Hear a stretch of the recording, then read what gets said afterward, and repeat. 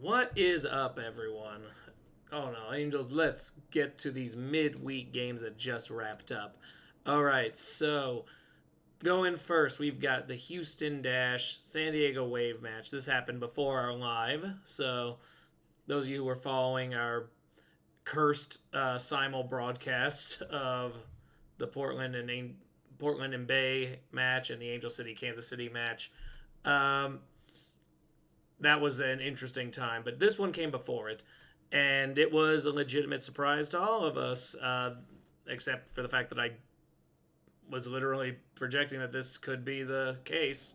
Yeah, 2-2 draw.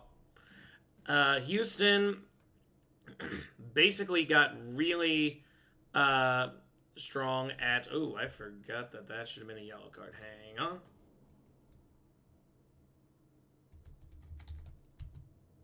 All right. Sorry, that last one was a yellow card. But yeah, San Diego took a lead early with Dadinia off of a pass from Godfrey.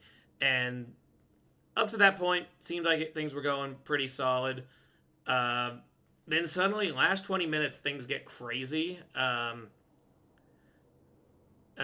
Kate Fossey scores a goal in the 70th to level things.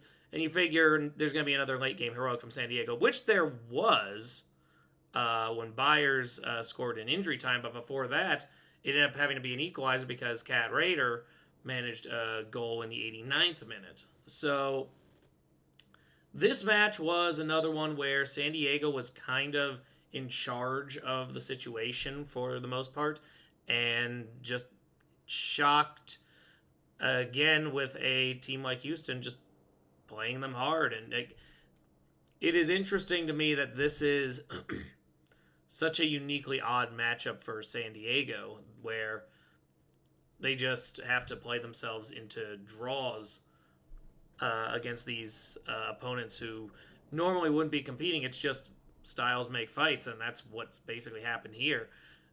Houston comes away snatching points from them, but the 1 point still ends up being pretty useful, all things considered.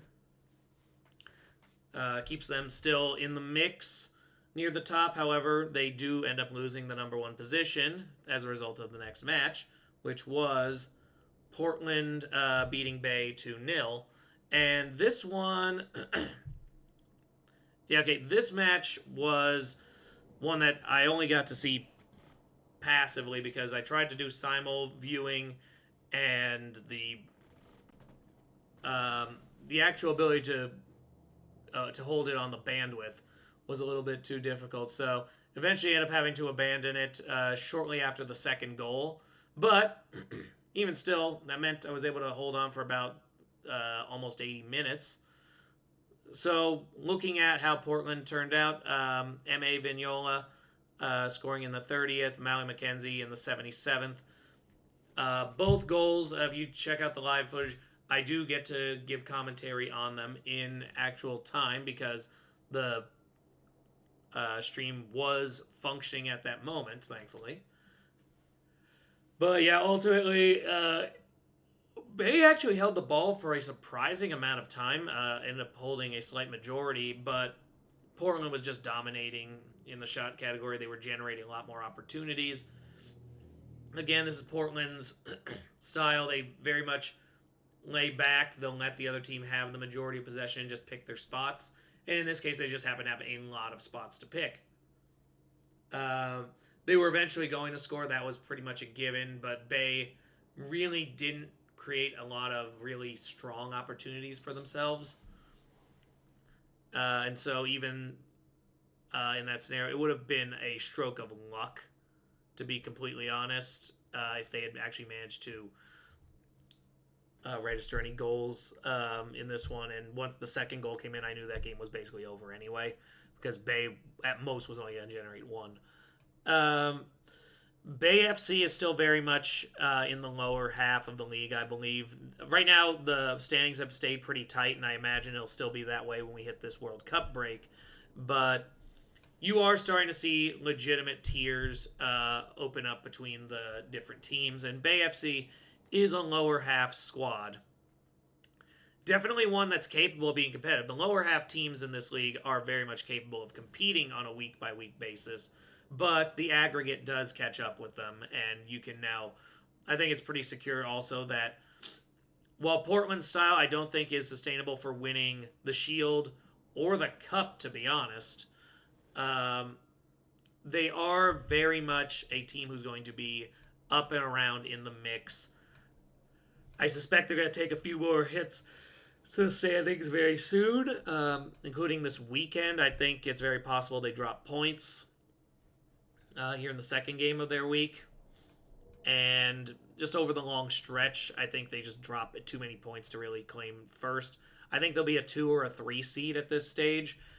And there's a good chance they get out of round 1, but a team that's got a lot of offensive firepower and can overwhelm what they do, or a team that's just so defensive that they're really not holding possession either, and Portland has to try to generate shots on their own.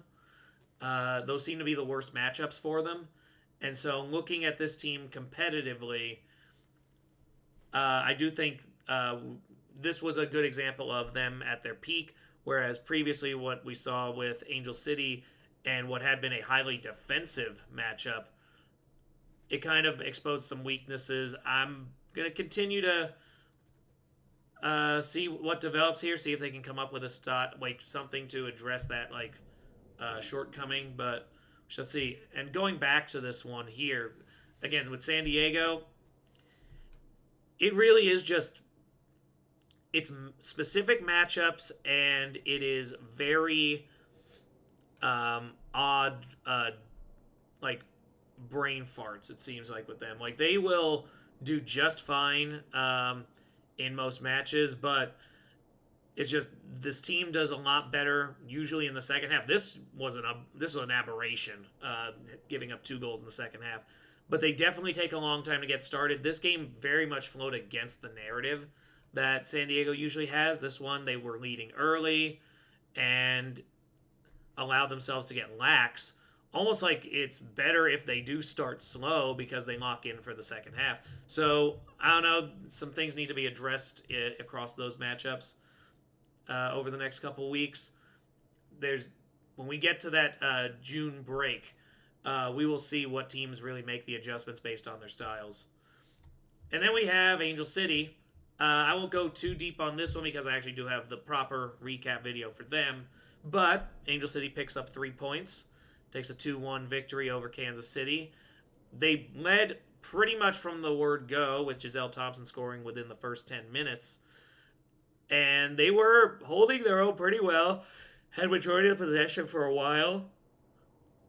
But near the end of that half, Kansas City started to figure some stuff out. Ali Setner got a goal peek through right before halftime, and at that point, Kansas City stepped up very much in the second half. Angel City did that thing where they clearly are a front-loaded team, where, like we were saying, San Diego's more of a second-half team. Angel City's very much a first-half team, it feels like, unless they're pushed to the brink and have to do something.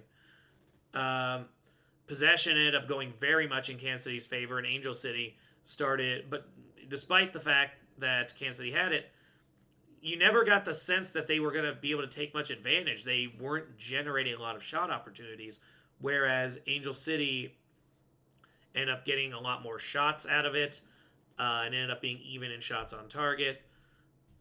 Ultimately, what changed the momentum of this match was a penalty kick was awarded very early in the second half to Kansas City, and pretty much every person was anticipating a goal here.